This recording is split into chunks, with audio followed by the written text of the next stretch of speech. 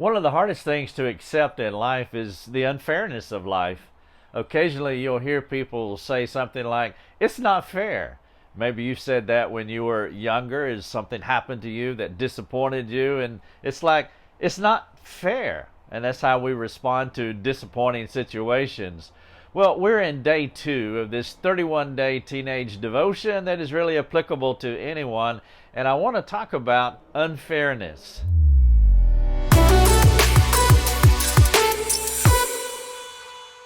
Hello everyone, Rick Thomas here. We're helping people live effective lives. We're actually on shoot. We're on vacation, and so I'm doing these videos while we are traveling. We'll be back home in our studio in a day or two.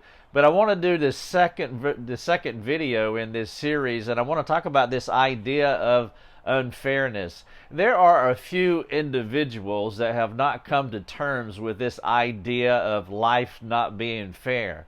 Maybe that's you. I know as you look in the rearview mirror of your life, you know that there are things that have happened to you that you don't like. Well, we all have experienced that.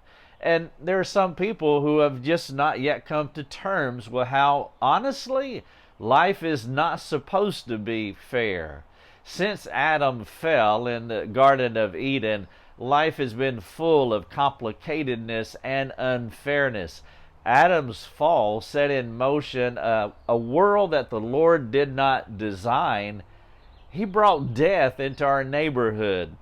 This is what Paul was saying in Romans 5:12, that because of Adam's fall, death came upon all of us. And what that means is that we live in a fallen world among fallen people, and so we're going to do bad things, and we're just going to do things where we hurt others.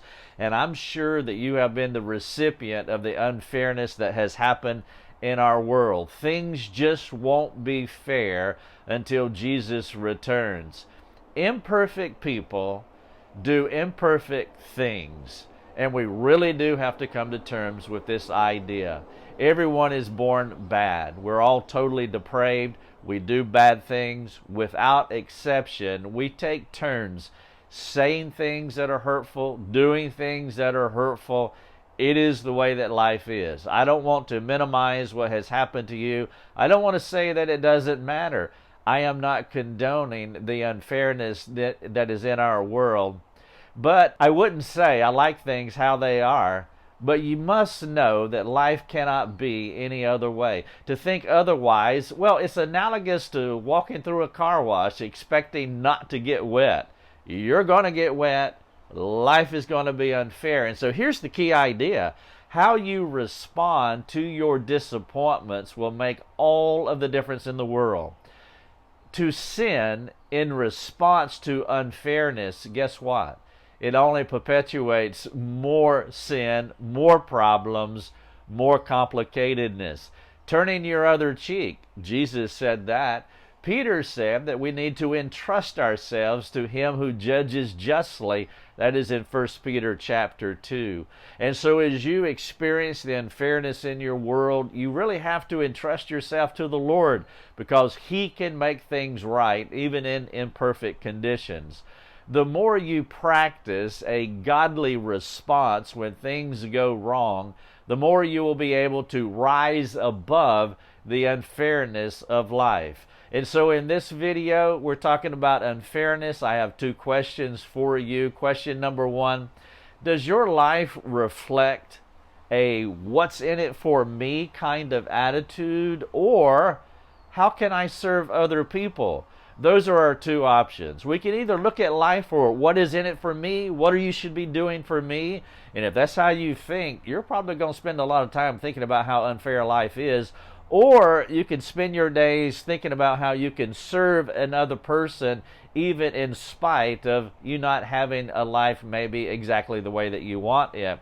And then question number 2, what do your responses to your disappointments reveal about you? And so think about the last disappointment in your life. Maybe it happened today or yesterday. How did you respond? And what does that disappointment what does that disappointment reveal about you. If you would like to talk to us about any of these things, we would love to talk with you. We have a free community forum on our website. All you have to do is to jump on it, get your username and your password. It's totally free. There's no catch, and we would love to answer any questions that you may have. Perhaps there's a mentor in your life.